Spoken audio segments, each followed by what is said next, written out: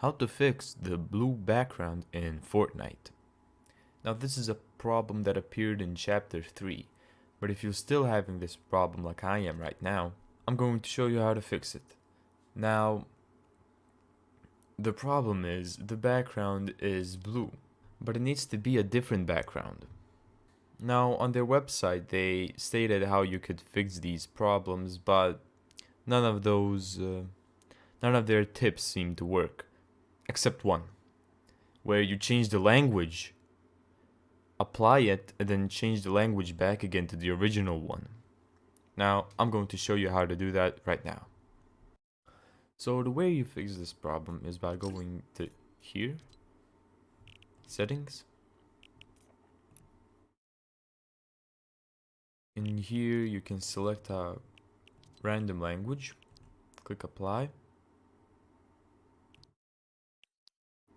select the German. Now go back to the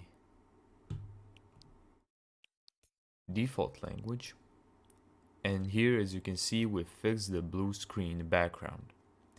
This is a problem they said they're gonna be working on, that's gonna be fixed in chapter 4, but as you can see, it's still not fixed for everyone.